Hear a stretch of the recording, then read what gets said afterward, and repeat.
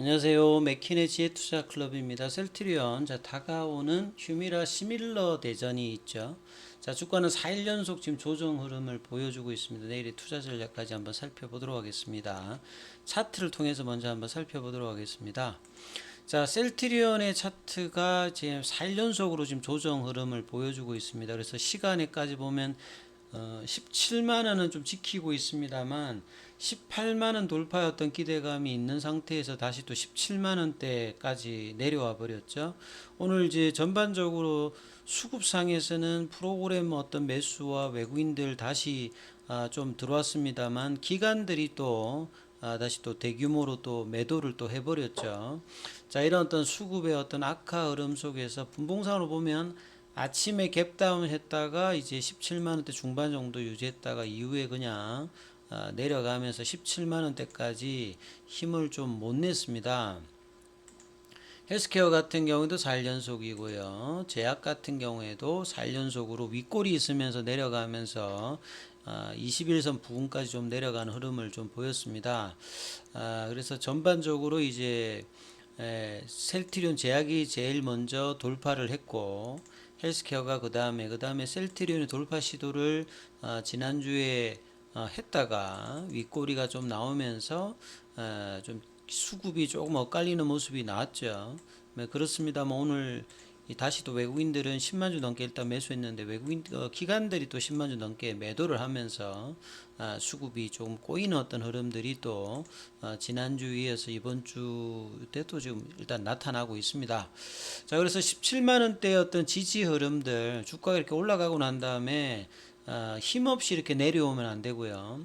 주가가 이제 조정을 할 때는 이제 플랫형으로 옆으로 조금 이제 쉬어가는 어떤 흐름을 하다가 이제 올라가야 되는데 셀트리온이 이제 지난주에 나왔던 이 3연속 양봉이 헛되지 않는 어떤 차트 흐름이 좀 나와야 되거든요. 그래서 첫 번째 이제 근접해 있는 양봉의 어떤 시가 부근까지 좀 내려왔는데 17만 원대 어떤 지지 흐름들이 이번 주에 수요일, 목요일, 금요일 날 뭐 어떻게 나오느냐 이것도 굉장히 좀 중요합니다.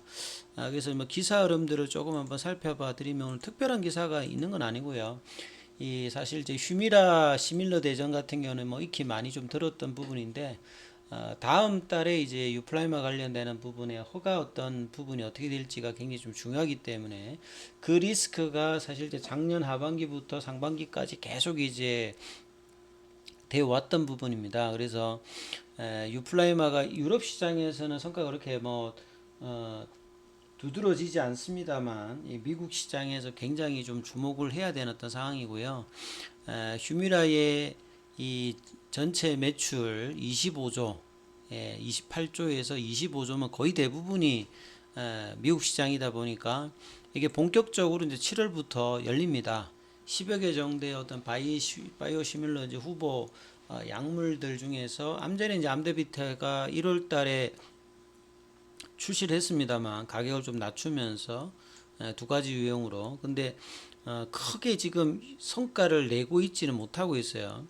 이 대부분의 미국에서 처방되고 있는 휴미라가 이 고농도 제형이 거의 80% 정도 차지하기 때문에 암제니 암제비타 같은 경우에는 이제 고농도 제형이 아니기 때문에 거의 뭐 시장 점유율이 미미한 어떤 수준입니다. 이 에브비의 휴미라 같은 경우에는 코로나 기간에 이제 화이자의 그 코로나 백신에 조금 이제 그 순위가 좀 뺏겼습니다만 그 전에는 거의 뭐 12년 동안 매출 전 세계 1위를 차지할 만큼 대단한 어떤 블록버스터 약물이죠. 그래서 10여 개 회사들이 이 바이오시밀러로 휴미라의 어떤 시장 점유율을 좀 가져오게 되면 한 5천억 대 이상에서 1조 정도의 어떤 매출을 뭐 평균적으로 본다면 기대해 볼 만한 어떤 큰 시장인 거죠. 그리고 이미 이제 유럽에서는 매출이 한 20% 넘게 지금 작년도에 줄었습니다. 근데 미국 시장은 이제 본격적으로 올해부터 열리기 때문에 이 시장에서 이제 카니발레이제이션이 일정 부분 되겠습니다만 방어를 했던 어떤 에브비도 얼마만큼 이제 빠르게 이제 후속 주자 중에서 좀 경쟁 어떤 부분을 압도하는 어떤 성과가 나올지 여기가 굉장히 좀 중요한 부분이죠. 그래서 대부분의 어떤 이제 출시 예정일이 7월 달이죠. 암전의 암데비트가 이제 1월 31일에 나왔습니다만 고농도 제형이 아니기 때문에 저농도 형태로 나왔고, 셀트리온 같은 경우에는 처음부터 이제 고농도 형태로 개발을 했습니다. 그래서 이제 7월 출시를 하기 위해서 이 다음 달에 이제 FDA 이제 허가 관련되는 부분이 어떻게 될지 이게 훨씬 더 좀 중요한 부분이고요. 셀트리온과 마찬가지로 이제 알보텍 같은 경우에도 이제 고농도 형태로 뭐 진행을 하고 있다가 여기는 이제 승인 관련되는 부분에서 그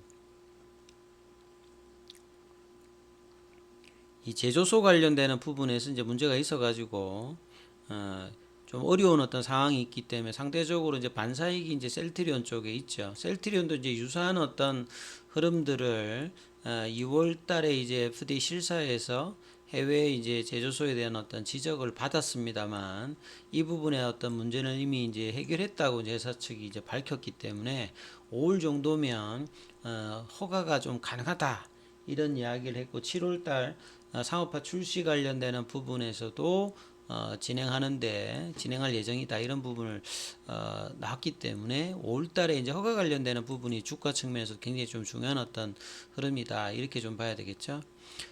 그래서 이제 7월달부터 이제 셀트리온 뿐만 아니라 뭐 알보텍이라든지 뭐 산도즈, 베링걸, 인게람, 하이자, 뭐 코에르스, 바이오콘 뭐 여러 회사들이 프로제니, 우스카비 뭐 이 독일 쪽인가요?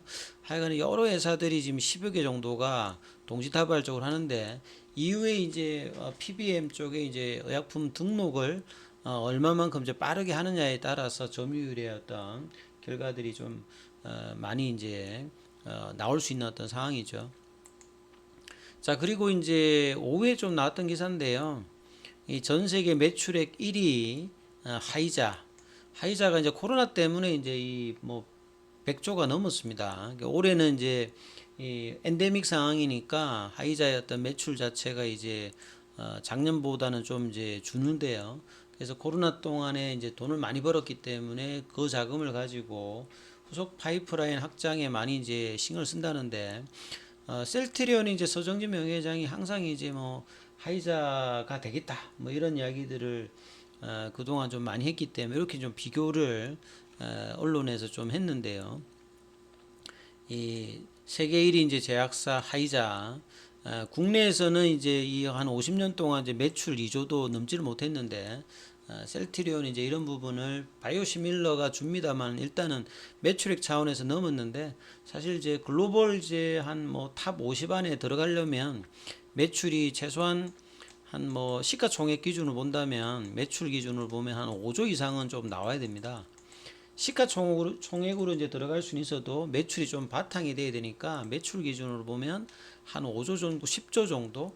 그러면 사실 이제 셀트리온이 미국 시장에 이제 힘을 쏟는 이유 자체도 뭐 램시마 SC라든지 유플라이마라든지 뭐 베그젤마라든지 이런 부분들이 이제 올해 내년 열심히 해서 미국의 어떤 성과가 기존의 어떤 제품과 더불어서 한다라고 하면 뭐 2조에서 3조 관련되는 부분과 향후에 5조에 준하는 어떤 흐름을 갈 수도 있는 어떤 이제 그 구간들이 이제 올해 내년 어떻게 이제 미국 시장이 좀 잘하느냐 이런 어떤 흐름이죠. 그래서 매출의 어떤 차이는 많이 납니다만 이 하이자의 어떤 흐름은 사실 이제 뭐 코로나 때 모더나와 더불어서 팬데믹 기간에 상당히 또 이제 뭐 백신이라든지 이런 치료제 관련되는 부분의 회사들로 또 엄청나게 좀 돈을 좀 많이 어떤 버는 어떤 흐름이 있었죠. 자, 뭐 이렇게 그 차트를 통해서 한번 보면요. 이게 하이자 차트입니다. 월봉을 보시게 되면 그러니까 좀 연봉으로 제가 봐드리면 하이자라고 하는 회사 자체는 이제 뭐 독일인들이 이제 뭐 1849년에 뭐 설립을 했는데요. 2000년도 전까지는 전 세계 이제 1위 제약사가 이제 머크였죠. 독일의 머커였는데, 하이자는 과거에 이제 뭐 이 제약사라기보다는 뭐 화학 공장 형태를 많이 했죠. 우리가 익히 알고 있는 과거에 이제 페니실린을 뭐 상용화 했다든지 그 뒤에 이제 비아그라 관련되는 부분은 좀 유명했고요. 2000년도 이제 넘으면서 이제 주가가 많이 급등했는데 2000년대 이후에 사실은 이제 M&A를 굉장히 많이 했습니다. 그래서 우리 돈으로 뭐 한 200조 넘게 뭐 워너런버트라든지 뭐 파마시아라든지 셀트리온하고 관계되었던 이제 호스피라 같은 경우도 2015년도에 이제 인수를 하면서 그래서 이제 뭐 바이오시밀러라든지 바이오 의약품 쪽으로도 2009년도에 와이어스를 이제 인수하면서 완전히 좀 바뀌죠. 그러면서 이제 이 이후에 다시 이제 2008년도 금융위기 이후에 주가가 이제 코로나 때 이만큼 또 성장하면서 이렇게 상승 흐름을 갔는데 셀트리온도 이제 주가를 이제 월봉으로 이제 장기적으로 본다라고 하면 뭐 연봉의 흐름을 본다라고 하면 이 바이오 시밀러로 사실 이제 뭐 2008년부터 개발을 해서 2013년도에 허가를 받고 2015년도에 이제 유럽 시장에서 이제 본격적으로 좀 나가면서 2017년, 2018년 미국 시장 어떤 진출 기대감, 코로나 때 이제 신약 회사로 어떤 도약의 어떤 기대감을 올라갔다가 거의 한 40만 원 부근까지 갔다가 이제 주가가 이렇게 빠지는 게 앞서서 이제 뭐 하이자의 어떤 연봉을 봐도 이렇게 등락은 하거든요.